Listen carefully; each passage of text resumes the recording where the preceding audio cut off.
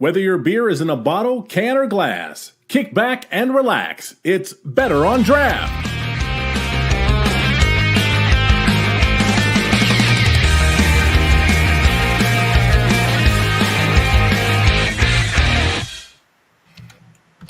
Hello and welcome everyone to Better on Draft episode 367. Today we will be talking with Adrienne Banka of Cerveceria Punta Sur, which I may have gotten close to correct enough, at least with my English accent.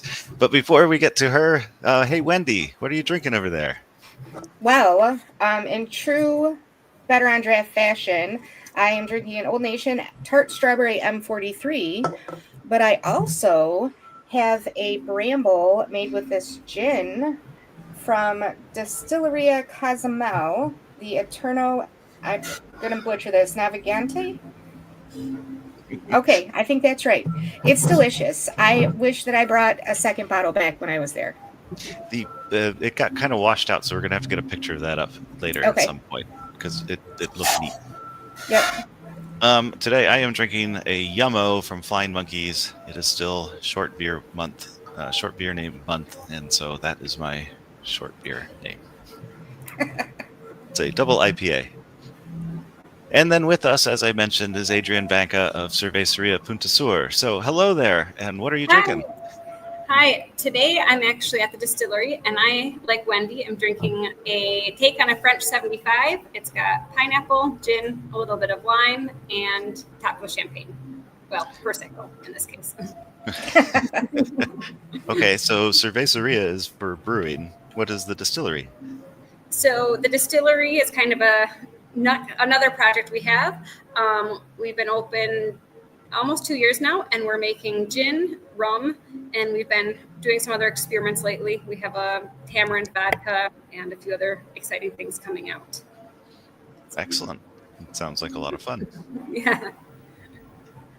So as our regular listeners will know, you come to us via Wendy. And so I'm going to go ahead and let Wendy get a lot of questions in here.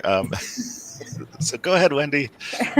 Well, I want to just start out with, why don't you tell us your story a little bit about how you came to be brewing beer in Cozumel? Okay. So I grew up in Muskegon, Michigan, and I then went to the University of Michigan and then moved to Costa Rica. After living a few years there, I moved to Cozumel, Mexico. I was working for a long time as a scuba diving instructor.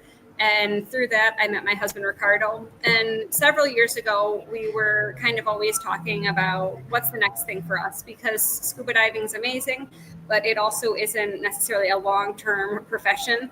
And a lot of scuba divers kind of think they want to buy a boat, they want to continue in that, but we knew we wanted to do something else. And his family is really entrepreneurial, and they were always kind of pushing us like, you guys should do something for yourselves. Like, that's the best thing in life, is to be your own boss. And so we were always kind of working on scuba diving, but kind of always thinking about this. And we had a longtime dive client who became a really good friend, Dr. Mike Jansen, who lives in Denver, Colorado. And we were hanging out with him, and he had bought a brewery. And so he was always coming down and talking about beer. And we both like to drink beer, but we wanted to be able to keep up kind of with the conversation. So we started more aggressively learning about how do you make beer, different beer styles, everything we could learn about beer. And then he ended up inviting us a couple times to his brewery. And somehow in one of these conversations, it came out like, we should make a brewery in Cozumel. That's what the island needs. There's nothing like that there. And I think for a while, it was just kind of a fun thing. We were always looking at, well, would it be possible? And then one day, my husband, Ricardo, got really serious. We had looked at machines. We had looked at different things. And he was like, are you in or out? And so that was when we really decided, like, this is it. We're gonna put everything we have into learning about beer and starting the brewery. Sorry, I'm trying to send out some posts about the fact that you're on. No problem. I can keep talking if you want, or you can cut me off at any point. No, I just think it's awesome. So were you a beer girl before that? I liked drinking beer. We liked going to different breweries whenever we traveled. I'm from Michigan, so we were always drinking beer. Every time we went to Michigan, we drank beer. When we would go visit our friends, we would try different beers, different places. And it never occurred to me that it was anything more than something I like to drink, kind of until these conversations started. And then it was like, well, like I thought when we started the business, I didn't think I would be very involved in the brewing process. But as we got more into it, I was more and more interested in everything that had to do with the beer. And so it's been a great opportunity to learn and kind of keep learning. So then once we decided we were serious, we wanted to do this, we started taking as many classes as we could and learning as much as we could. And then we had the good luck of getting to travel to different breweries. And then once we had our machines down here, we would kind of use our scuba diving and tell people, can you come down for a couple days? We can take you to we can take you to the beach, but we need to get to work because our machines are not very complex at all. They're really manual, and there was quite a lot of problem solving and engineering that had to happen once they were here to get everything working right. Rob, you look like you had something. Oh, sorry. Yeah, well, kind of. So,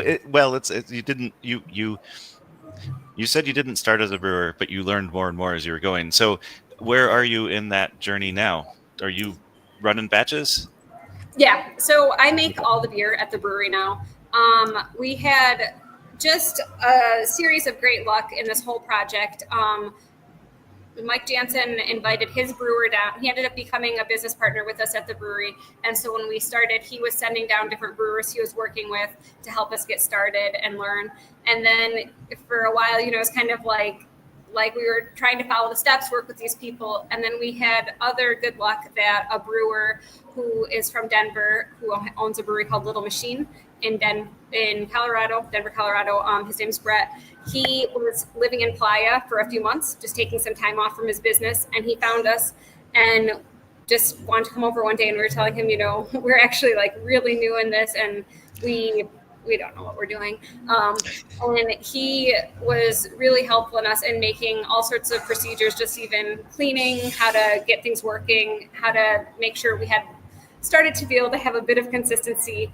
And so our whole process has been kind of continually getting to meet different people, learn when we can, go to the US and learn.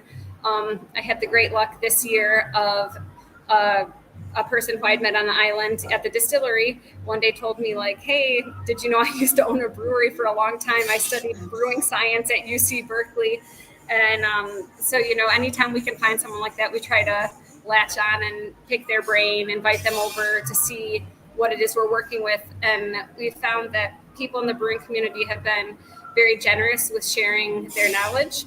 A lot of times there's a lot of different ways you can do things, and people will tell you like, I don't know if this will be helpful or not, but you could try this or you could try this.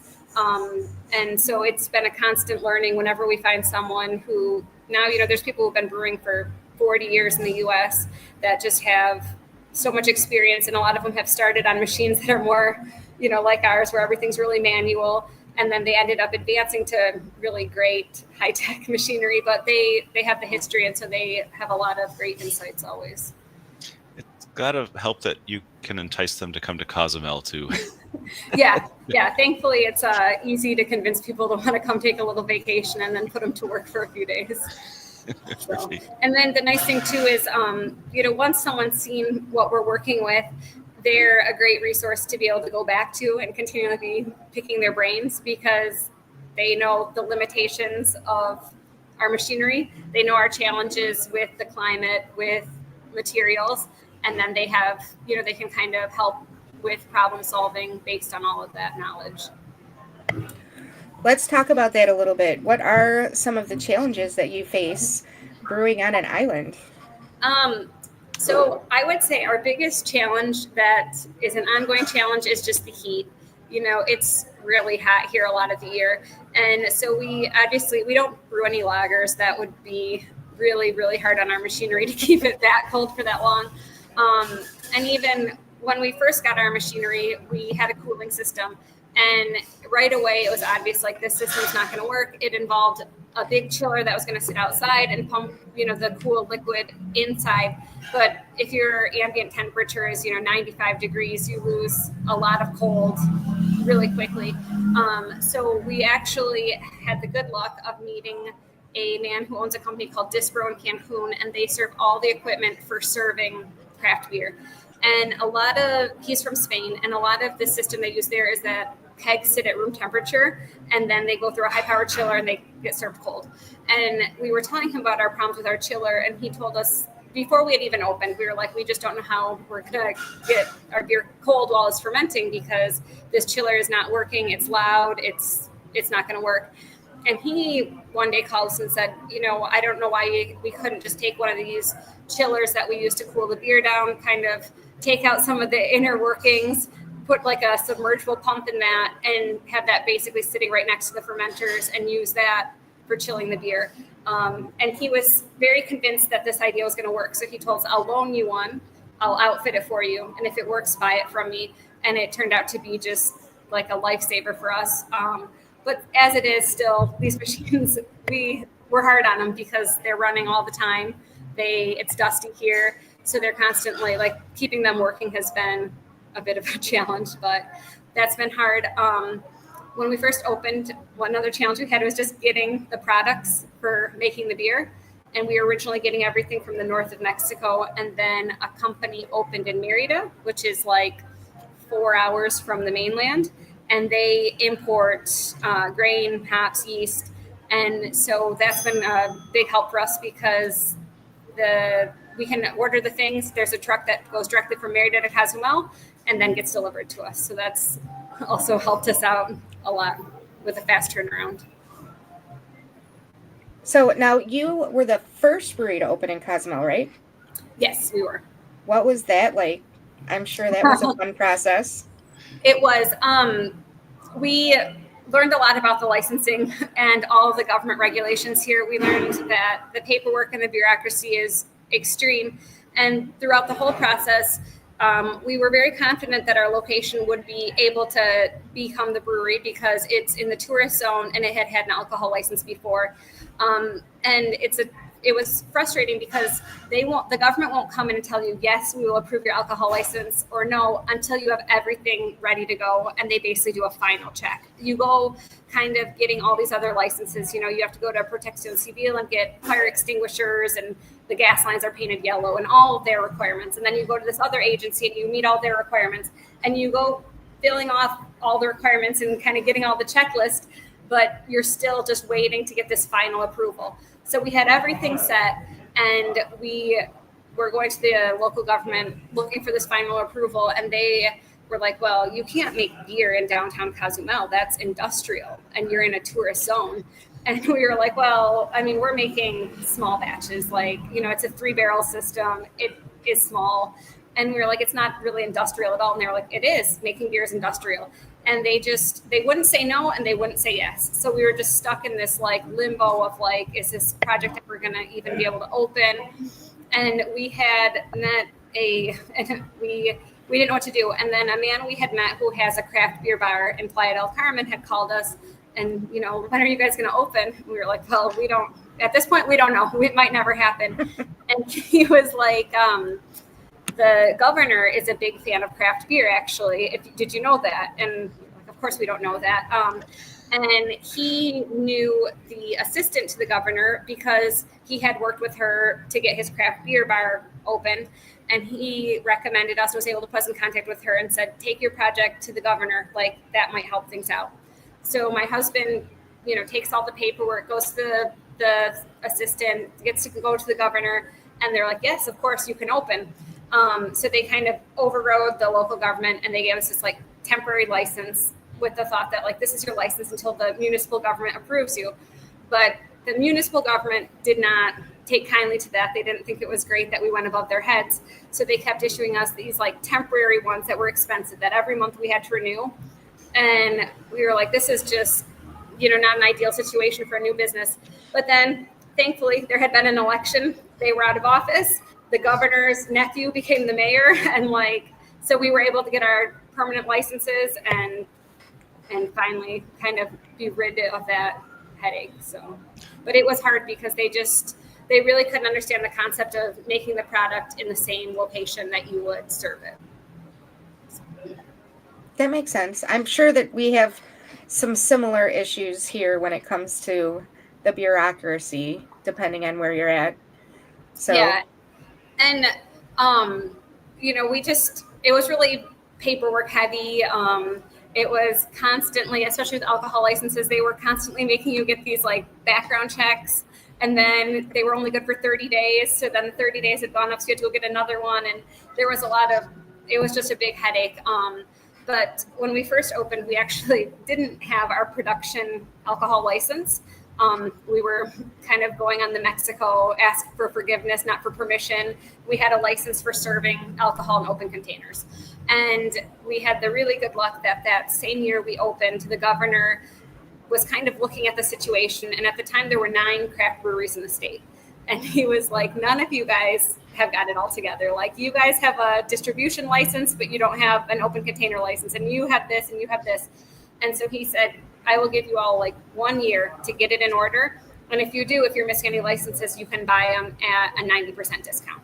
So it was quite a lot more paperwork. You had to kind of be certified that it was a product 100% made in the state, different certifications. And then once you did all that, you were eligible to get this license. But I think kind of like all government things, he promised this thing, and then all the people you need they weren't really super available to help with this. And in this state, we're on the island, and then Cancun is to the north of the island, and Cozumel is right at the border with Belize, and that's actually the capital of the state. But most of the government people have an office in Cozumel, and they have an office in Cancun. So for what felt like months, my husband would get on the bus, go to Cozumel. Nope, they're not at these offices today. He'd take the bus to Cancun. Oh, they're gone for the day. And he chased these people down and said, I'm going to get this production license, and I'm going to get it this year. And so finally we were able to get everything. I just find it amazing that you guys just put your mind to it and we're like, we're going to do this and we're going to make it happen. And now not only do you have the brewery, you just opened up the distillery. Yes. So part of the good luck, when the governor made this deal, we had the forethought. We thought, we're going to eventually expand the brewery. This is for sure. And I don't know why we would have really thought that when we were just getting open, but we decided we want 2 of these production licenses. We're not letting this opportunity get away. This is never going to happen again. And you couldn't just buy the licenses. You actually had to have like a ready to go location for them. But the same company that sells all the beer serving equipment, the owner was trying to import kegs from Spain to sell here. And he couldn't do it because he didn't have a production and distribution license. So he had this warehouse where his machinery, where he wanted to be getting kegs in and out. So we said to him, let us get this extra production and distribution license and let us put it here. And in 5 years or 7 years, if we want to expand, then you can you can figure it out. So we got this production license, and then we just kind of saw how working here was with just how we decided we don't really want to expand the brewery. We love our little location. We love making different recipes all the time. We like hanging out with the people who come in there. And we met people in Playa del Carmen who went the other route. They made really big breweries. They're distributing, and they spend their whole day driving around, dropping off 24 packs of beer to every single restaurant. And so right away we were like, well, I don't think we want to expand the brewery. It would take a huge upgrade on our equipment. But then we were thinking always about all these challenges with the heat. And my husband met all these brewers who are now distilling. And one day he came to me and he was like, you know what we need to do? We need to open a distillery. And he was like, you make the beer, you have your toys. I want like my own set of toys. And so he started going to the US, taking all these distilling classes. And then we opened Distilleria Cozumel 2 years ago, almost 2 years ago. So I will be honest, I love that location. When Adam and I went, I wanted to stay. Yeah. we had to go because I'm a beer girl, so I really wanted to try the brewery across the street. And they were good. They were very friendly, but that location where that distillery is, it's just so inviting. Like if I was on the island, I would be there all the time. Oh, I'm glad you like it. Yeah, it's been it was this location for a long time was like a breakfast lunch restaurant, and they moved out because they bought a property like on the exact same corner but one block south. And so when we saw this open up, we had been looking with this idea of this distillery, and when we saw it, we were like, that's a great spot. Like it's an amazing location. So I'm glad you like it. It is. It's beautiful. And so I have the gin, the Eterno Navigante. I think I said that right the first Yes, time. you did. Uh-huh. Okay, so that was really good. It was so good that I brought some home with me. What else do you make there? We're making right now. We have 3 different kinds of rum. We have a white rum, an aged rum, and a spiced rum, and the gin. So let's go a little playful here for a little bit. What is Okay. what's the favorite beer that you make? I don't know. That's a tough one because I think when something new comes out, if it turns out kind of how we were hoping, it becomes a favorite, for a little while. And then we're like, we're over this. Like, what's the next new thing? And last summer, we went to Michigan to visit my family. And Ricardo and I rode our bikes to downtown Muskegon, and we went to Rake Brewing Project, and which I had never been to in the location it's in. And we drank smoothie sours during the day, and we're like, wow, this is really good. And we had done a sour like during COVID, and it was like probably like all sours, it was kind of received hit or miss from people, but we were like, this is just so refreshing. We need to do a sour. And so all year I've been wanting to do a sour, but we had a hard time getting the right ingredients and then just the time. And we were, it just kind of kept getting put off too, because we can't get the same fruit purees like people can get in the US. So we were trying to figure out a fruit. Were we going to pasture it, like kind of clean up our own fruit? And so finally we made it. And so right now we have a passion fruit sour. And I think that's my current favorite, just because it felt like a long time coming from idea to production to having it coming out of the tap. So Is that the one that you guys just advertised on your? Yeah. Yeah, I saw that and I was like, damn, I wish I was going sooner. Yeah, and I'm not gonna lie. we liked it so much the first day that we convinced my family we have to go back, and we went back like 3 times. And the one night the owner was there, and we were telling him how it's so good, and then we told him, we have a brewery. And he's like, well, do you want to come back? And here's how I do it. And this is how I do this. And this is how I do this. So I had made little notes. And so I felt like it was inspired from this trip to see him to Michigan, and kind of all the way people just share that. And he was like, the easiest way is to do this and do it this way. And so that was a really fun one for us. That's awesome. It's named after Michigan, isn't it? Yeah, it's called the Michigander. Yeah. I'm like, I wonder why I know I meant to ask you about that anyways, so I'm glad you brought it up. Yeah, I usually like to leave naming it to the guys behind the bar, to Jose and Freddie, because I every once in a while I have an idea, but that one I know exactly what its name should be. That's awesome. Even though you don't really expect passion fruit in Muskegon a whole lot. No, and he didn't have passion fruit in it. He had what he told me he was doing each keg differently. He was doing the fruit directly in the keg. And so we had gone the one day and it was like strawberry, lemon, I don't remember. And then we went back like 2 days later and we're like, where is that thing? And he was like, oh no, today I've got this one. And so that's what we actually did with us. We get between 300 and 330 liters per batch. And so we put it in 60-liter kegs, and each one's actually, we've got 2 passion fruits, we've got a mango, we've got a guava, and then although that one we had some problems getting the puree thin enough, so then we mix it with passion fruit. So we've got a bunch of different stuff coming out in the next couple weeks as those kegs get drained.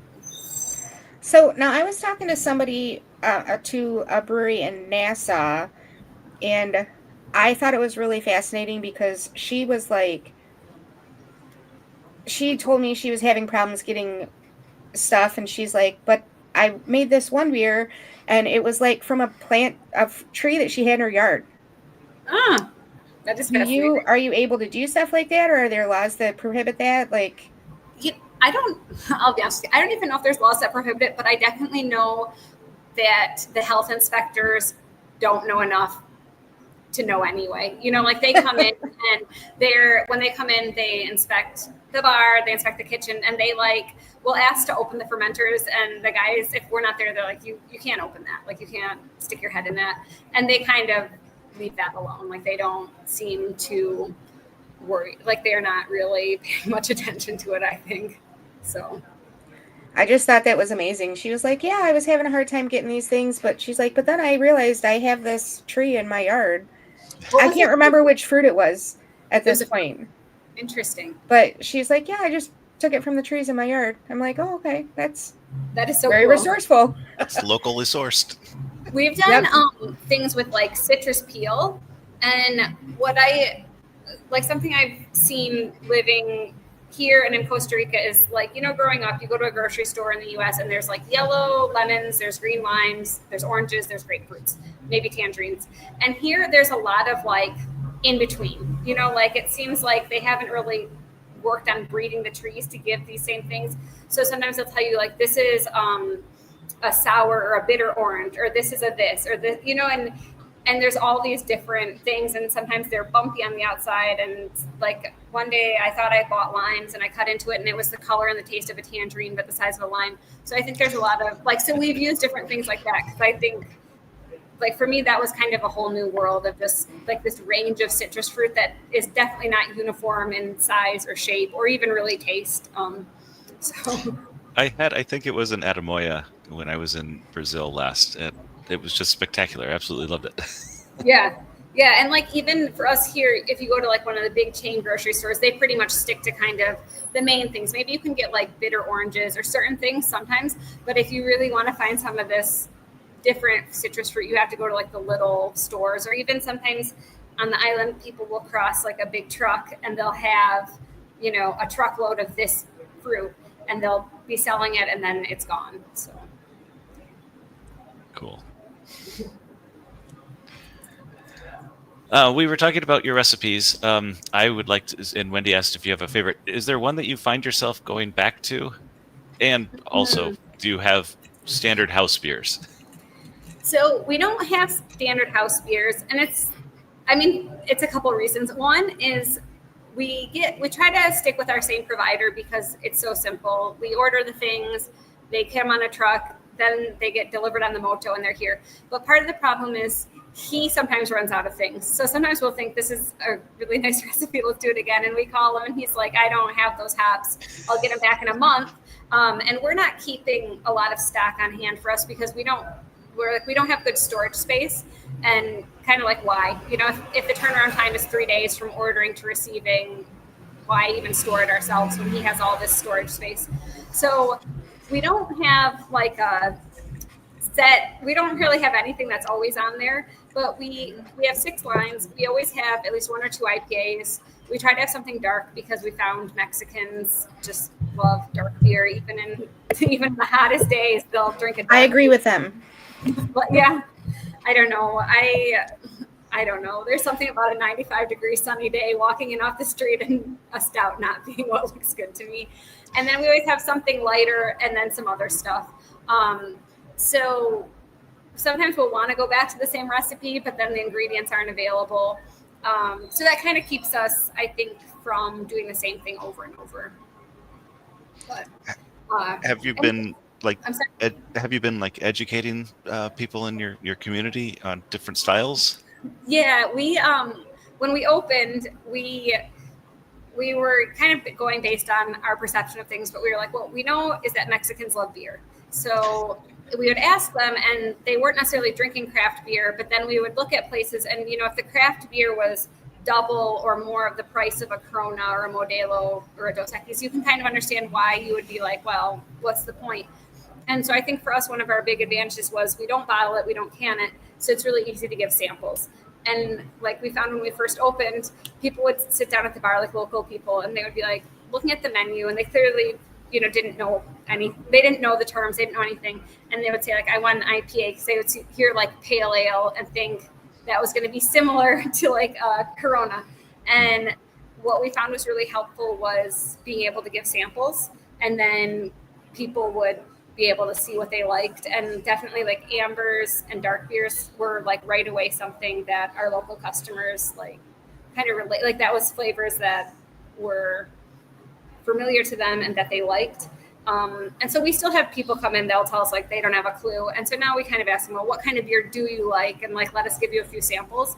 But we are happy because we see so many of our local clients now. When we first opened, because we sell Corona and Modelo, and when we first opened like to now, we pretty much sell the exact same amount of those and way more of our beer. So like, it's nice to see that like our local customers have embraced our product. That's great. So, speaking of samples, we have a long-standing disagreement on our show about flights. So, are you pro-flight or anti-flight? I think I'm pro-flight based on kind of looking at our clientele. I'm not a fan of necessarily serving them. That can be kind of a thing. That makes sense. Right? Like, because we have these cute little 4-ounce cups, and like it's, it's hard to get not too much foam in them. But I think it is a nice thing for people to be able to try everything. And maybe being, for us, we have our local clients, but then it's also a destination, right? So people come and they're maybe going to come once. If they're on a ship, this is it. And so having a flight for them is like a nice way to see what we have. By what side are you, Wendy? I'm pro-flight. We both are pro-flight. But I'm also cognizant of you should be wary of when you order a flight. Like if there's 30 people waiting in line behind you, don't order a flight. Yeah. You know what I'm saying? Like suck it up and get a sample or just get a drink and be done with it. But so as a consumer, I'm pro-flight because whenever, around here, we always kind of like, we're not just on an island physically, like we're on an island of information. It takes a long time for things to get here. And so whenever we travel, especially to the US or Canada, we want to try as much beer as we can, but there's actually only so much beer I can try. And the flight is like a great way to be able to get a lot of beer, like sample a lot of beer without having to drink that much. And that's exactly why I'm pro-flight. Yeah. But I also understand what a pain in the ass it is to serve it. So I do try to be very cognizant of that and make sure that I'm ordering at appropriate times and not like during the middle of your rush. I think Ken has pulled us more towards get the flight, but be aware of what's going on. Just be aware that it's a lot of work for the server. It's right. It's going to slow things down. Yeah.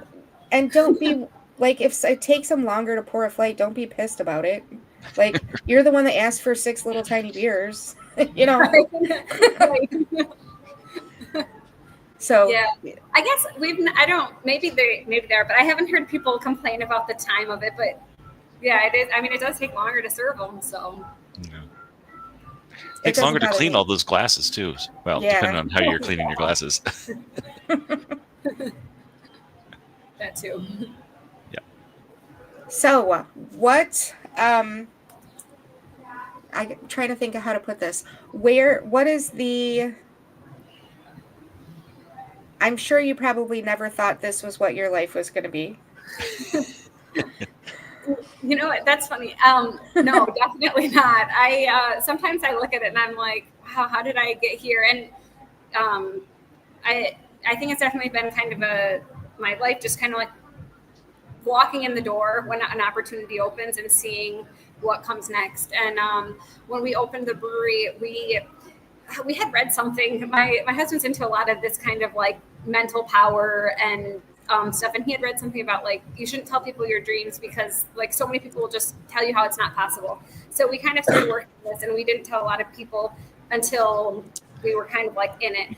And I remember being at dinner one night, and a guy we knew was kind of like, you're gonna make everyone go blind. You guys don't know what you're doing. Like, and we're like, well, first of all, that's not a big problem. And like kind of, it is funny to think like the things you're kind of capable of figuring out, and just part of it we had a client recently tell me something and it really stuck with me. He's like, when you open a business to be successful, you need 3 things. He's like, you need a good idea, you need to work hard, and you need to have luck. And I feel like that really was like the story, like if one of those things wouldn't have happened, we wouldn't have been here. But I'm really thankful because we work really hard, but I love going in there. Like I have such a good time hanging out with people, hanging out with the team that we work with, and kind of always thinking about what next. So I was going to follow that up with what is your favorite part of doing this, but I think you already did that. Well, I can tell you my least favorite part for sure, washing kegs. That job is the worst. You can turn music on, you can turn a podcast on, but that job is no fun.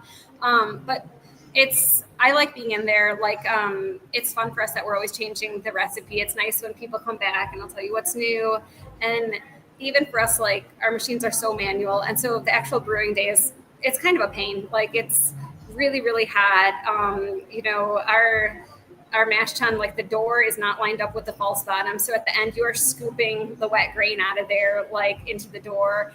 And it's all a pain, but when you have like a product and then you get to share it with people and kind of see people having fun, that's really been like kind of my favorite part. So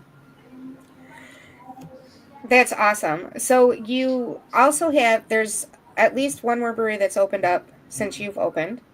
Yes. Is it kind of similar to the atmosphere for the brewing industry in the United States where you're supporting each other and working together and things like that? Yeah, definitely. So the other brewery on Cozumel is called Cozumel, and they're actually here across the street from the distillery. They're our neighbors over here on just the other side of the plaza. And it's actually a woman from Ohio and her husband who grew up here. Totally different. Right. So they're about our age. And kind of when we started the project, we were really obsessed with we wanted to be the first brewery on the island. But we always knew there would be another one. And so they had been clients of our, like they used to come to the brewery, and then they told us one day, like we always knew because they had told us like this is our dream to start a brewery, and then they told us one day like, hey, we're opening a brewery. And I think like our feeling was like, wow, I'm so happy that the other people who started a brewery are another small business, not just like some massive company that kind of saw like, we'll just come in and do this kind of gimmicky thing to get for tourists. And so they have been kind of, they go through the same struggles we do. Sometimes even if your shipment's supposed to be super fast, if the weather's off and the ferries aren't running, and if the power goes out, it messes up your beer and all these things. And so they've been great neighbors and good friends. And we always tell people like, if you like beer, you can definitely drink beer at both places. Like this is not like the island's big enough to have 2 small breweries. So. For sure. They were walkable too. So you could do your own little mini pub crawl. Right. Well, and it's actually like our mill broke in November. And we were trying to get parts for it. And we were like, we need to mill some grain. And so they actually, they loaned us their mill a bunch of times while we ended up getting a new one. But so it's been nice to have it. And, we had read in the Craft Brewers Association to a certain point, more breweries is actually good for both people, because people walk by that and they think like, oh, I didn't even know Cozumel has a brewery. And then they Google it and they're like, oh, it has 2. And I think beer fans, as you know, Wendy, you were here for a day and you went to both, like they'll find both of them. And I went to the International Beer Bar. So it's a busy day. We did all 3. Yeah, you gotta get it in when you're there. You never know when you're gonna get back. So whenever I'm on the island, I try to hit any island. I try to hit every brewery I can. Yeah, which isn't always easy on an island. Right. Yeah. The nice thing is we're both in downtown, so it's easy to walk between them. And I greatly appreciate a walkable brewery tour. Yes. It's just so much easier. Right. Yeah, the day I was there was very hot, so I'm pretty sure that my friend got quite a few underhanded curses from me as we were walking, because he'd be like, 1 more block. And then we get there and he'd be like, it's 2 more blocks. And I'm like, no, you just said 1 more. I thought you were going to say he got a taxi. And I was like, that's fine too. No, actually, we did talk about it, but I'm like, no, I can walk that far. Come on. Yeah.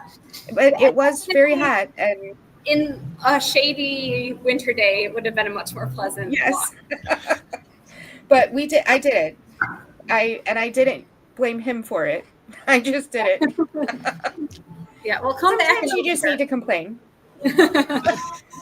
I'm gonna do it. I'm just gonna complain while I do it. Yeah, I get that. So I actually went on my very first cruise. I went to Key West with my friend, and when we got to the port, nothing was open because it was like 8:00 in the morning. So originally we talked about getting on the hop on, hop off tour and going to all the different places. And she decided on that day that we weren't going to do that. And we walked all the way to the pier and the southernmost point and all that stuff. And we get like 2 miles to where we wanted to go. And I'm like, why isn't anything open? I was like yelling, and she's like, are you okay? And I'm like, I don't know. She's like, well, the southernmost point is like 2 blocks that way. I'm like, we're still not there. That surprises me because I feel like in Cozumel, like if a cruise ship got here at 6 in the morning, they'd be like, open the bars and restaurants right next to it at 6 in the morning. Those people need their party. Like, you would think that would be the case, but it was not. They didn't open for a long time. We walked all the way down there. We walked over to the southernmost point, and I found a cart that had coconut water. And I thought they were going to, open the coconut, pour it in a glass, and give us the glass. No. They drilled a hole in the coconut and shoved a straw in it and handed us a 3-pound coconut. So now you have like a 5-pound coconut. So now I'm doing this walk, and I got fucking weights to do with me. I'm like, this is ridiculous. So that was At least in Vegas, they give you that strap so you can attach it to your neck.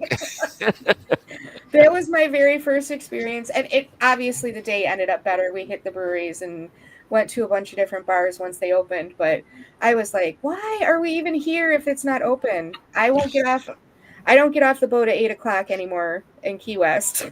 Lesson learned.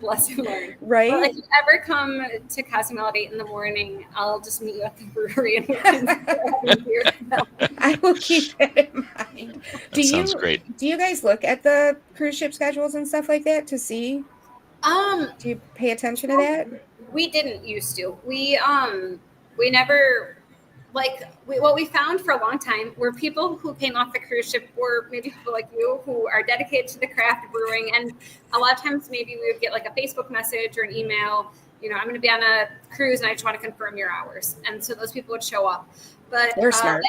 Last year, a guy named Paco who runs like a company called Tropical Tours on the island came to us and was like, hey, like I want to make this tour from people with the cruise ship to come to the brewery. And we had always been really hesitant of that because like our vision were these like drunk party buses, and the brewery's a small place, we were like, the last thing we want is like 40 people coming in and just like kind of bothering our normal clients and really just coming in, being really drunk and leaving and not even spending money or even really bringing much value to us. And he was kind of like, no, I have this other vision. And it would be like a 12 people max, kind of come in, get a trial of beer. And so we last year had been really slow on the island all summer. And we were like, well, we'll give it a try. And it's actually been a really great experience because some of the people tell us like in my comfort zone, I would prefer to be on a tour because I know that they're going to get me back on time. And that is like my thing. And so we were really nervous about kind of just like, would it change the dynamic and the feel of the business? But it's been really, really positive. The people who come in just want to have some beers, and we tell them like a little bit about who we are and how we do the things. And then, so it's been really nice. So we are a little more aware of the cruise ship schedules now than we ever used to. It sounds similar to one of my favorite beer bus tours. One of their stops, they have this section of the I'll say restaurant, but it's just their drinking area that's usually set aside for the buses, and it fits. It's usually 12 to 16 people. And when the bus is incoming, they go fill pitchers, and then they have little tasting glasses out there, and they guide people through the beers as they pour from the pitchers to the people, and then they tell the story. I mean, that was just the best experience. That is exactly the dynamic of us. Like they have their little 4-ounce cup, but because when he first proposed this, he's like, "We can serve them a flight," and I was like, "We can't serve 12 people a flight at once. Like, have you ever served a flight?" Like, Like I was like, that's a terrible idea. And then he was like, well, what about in a pitcher? And it's nice because we just give them a little background of who we are, and a lot of them are people who, at least one person in the group is like a big beer enthusiast. So we kind of tell them just a little bit of how we got started, how we got everything here, and then we talk them through like a little sample. And it's been actually really, really, really fun. So. Well, excellent. That's my favorite style. Yeah. We were like, because, we just had this vision of those like, balloon animal people who are just so, so drunk. And like, we have some regulars who like to sit at the bar and just relax. I'm like, I just don't want to scare those people away. And so this has actually been kind of the perfect way to open up to that. That's an awesome idea. So what are some of the things coming next for you? Oh, we were just talking about that today. Some of it is like not very exciting from, a customer point of view. Like there's some kind of changes we want to make in some of the cooling system.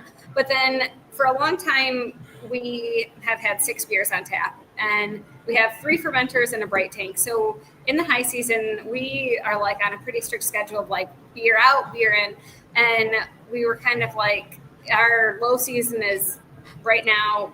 It's the rainy season now, and then things will be the slowest in September, October, and then pick up in November. And we were like, well, what if we really, really worked as hard as we can in September, October? Could we get 8 beers on tap? And could we expand, get some more refrigerators back there? And so that's kind of our goal for the next couple months, is see if that's possible to expand and have a few more things going on. So. That's fun. So what about food? What do you guys got going on for food there when people come to visit? So we have our setup is well, you've been there, Wendy, but Rob, for you, it's kind of a long, narrow building. When you walk in, the bar's on the right, there's tables on the left, and then past the bar is the brewing equipment. Then we have a small patio, and then the kitchen. We have a brick oven, so we sell pizza. We sell baked empanadas, salads, and kind of a mix of like bar food.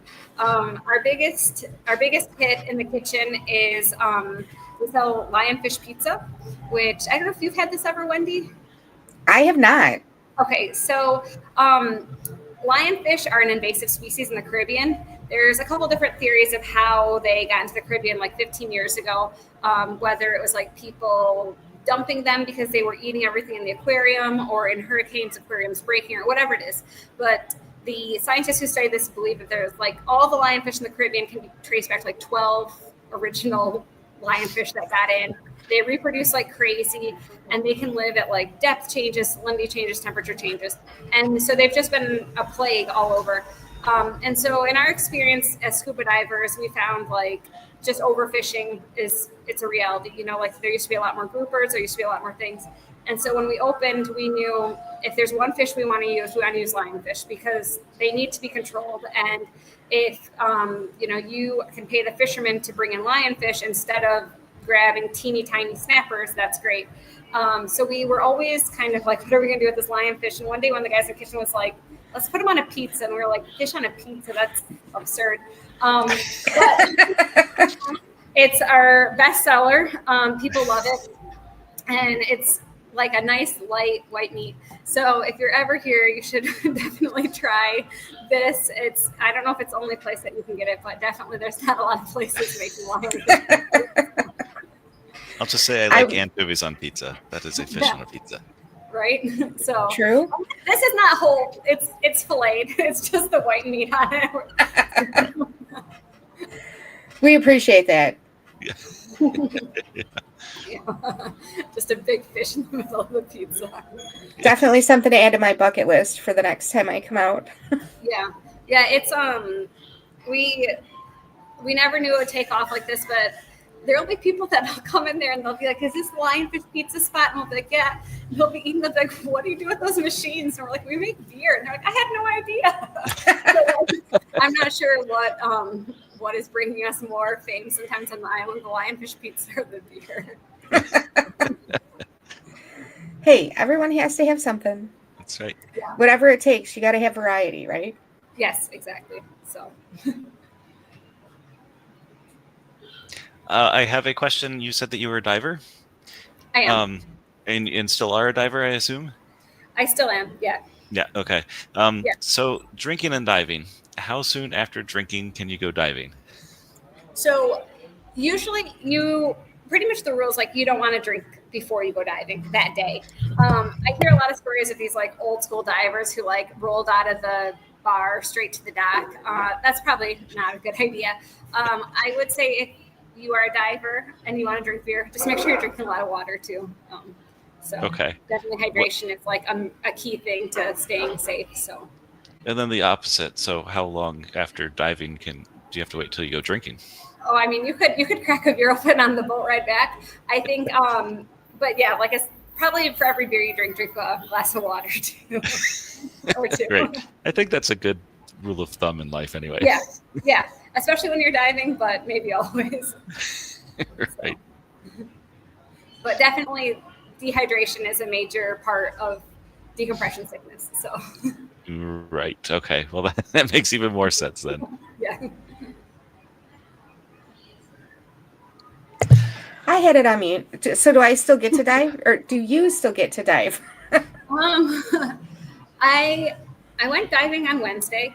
I don't dive as much. When we first opened the brewery, we like spent all of our money. So my husband was working full time at the brewery, and I still worked in diving in the morning, and then would work at the brewery in the evening. And after that, when we finally decided like this is it, like we can dedicate ourselves 100% to the brewery, I was really tired of diving. And then, you know, when things were new, we needed to be there all the time. Like it was our baby.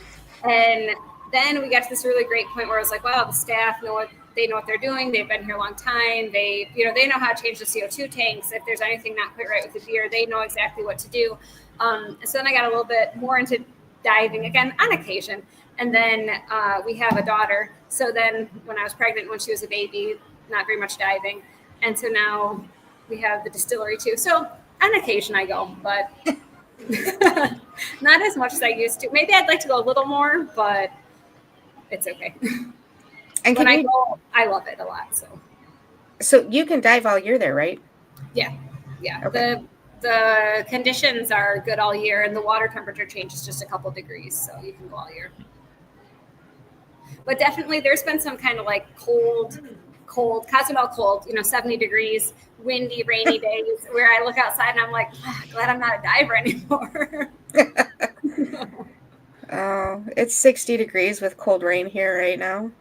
Well, it's like 92 degrees here with like 100% humidity. I went out on my somewhere back in the middle porch is what we want. I went out on my back porch with flip-flops on, and my toe ended up in a puddle. And I was like, holy crap, that's like ice water. What is going on? It's at least spring. Come on. Well, we're going to Michigan the end of June, so I hope it can warm up a little bit by then. Oh, yes. It should be by then. I hope. Dear God, I hope.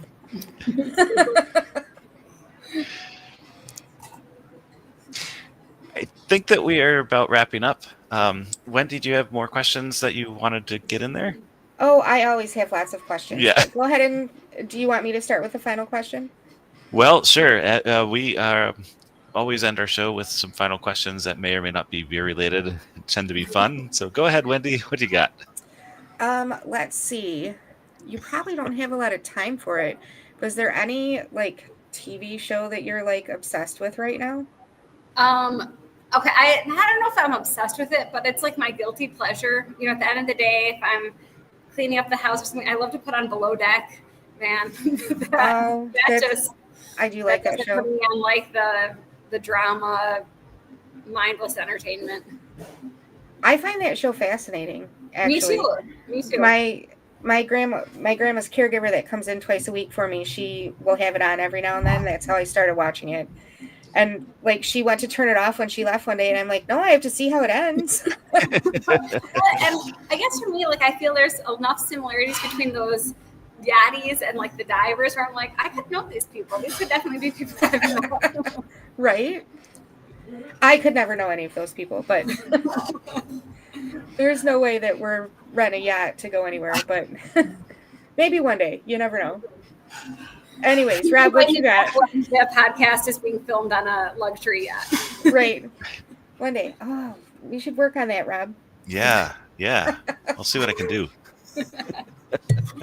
We could do an island tour and go to all the different breweries on the different islands. Oh, that'd be beautiful. Yeah. That's even better than a beer bus. Right. True. A beer boat. Oh, that's awesome. Now my wheels are turning. Yeah, we could make this work. You live in a vacation destination. You say you go back to Michigan, but you have family there. Where do you go for vacation? That's funny. It seems like in the last couple of years, it's mostly been Michigan. My husband's Mexican and his family live in kind of central Mexico. And his sister lives in Germany. And so when her and her husband and family come, they always like to visit different parts of Mexico. So thankfully, like we've had a lot of great times in the last couple of years visiting Baja, the Pacific side of Mexico, central Mexico. But unfortunately, or not unfortunately, one of my top vacation destinations right now is Michigan. That's not so bad. At least there's good beer. Yeah, and in the summer it's amazing. You know, like for us, it gets really hot here, so it feels just like paradise in the summer. Yeah. Right. And there are parts of Michigan, at least, where you can do stuff with the snow. You can't do anything with the snow when we have it here in Indiana. I'm trying to figure that out. Well, so the snow here, it never sticks around long enough to bother having like cross-country skis or even ice skates. It's unusual for stuff to be frozen long enough to ice skate on it. I never knew that. Yeah. We went to Michigan for Christmas this year, and I think that was like the perfect amount of winter for me. I was like, it snowed, we went outside, we played, let's go home. That's right. This last winter was very nice for a lot of people. Well, Muskegon, though, they always get a lot more cold and snow than we do. Yeah, we went, and the first day was, I don't know, the first couple days we were there was beautiful. It was like sunny, it was 30s, it snowed. So you're like, and I was like, this isn't as bad as I remember. Like, winter's not that bad. And then it was like high of 9 and gray, and I was like, get me out of here. And at noon, my daughter was like, Mom, when is it going to be daytime? I was like, it's not like daytime for a long time. Oh my gosh, that's awesome. Yes. Yeah, those short days. From the mouths of babes. Excellent. Well, Adrienne, it was wonderful having you on. Thank you so much for joining us. Do you have anything that you want to say or promote before we end the show? No, just I hope anyone who does find their way to Cozumel comes, visits us, let me know that you heard us. And we always love to get to meet new people and share our project and with them. So thank you so much for letting me come tell our story a little bit. Well, absolutely. And where can they find you on the socials? We're under Cerveceria Punta Sur, Facebook, Instagram. We have a website that we don't do a great job keeping it updated, so don't trust the beer list on it, but the location and the hours are right. So. Excellent. That's where I saw a picture of the lionfish, too. Yeah. We were going to order lunch when we were there with you, but we were chatting so much that we forgot. Isn't that crazy? I'm sorry about that. No, it was an awesome conversation. It was the highlight of our trip. So, well, thank you so much. It's it's really such a pleasure to meet all different people. And good, excellent. All right, and with that, I think that we will end our show, and we are going to end it like we always end it. Whatever you think of your beer, we think it's better on draft. Cheers. Good night.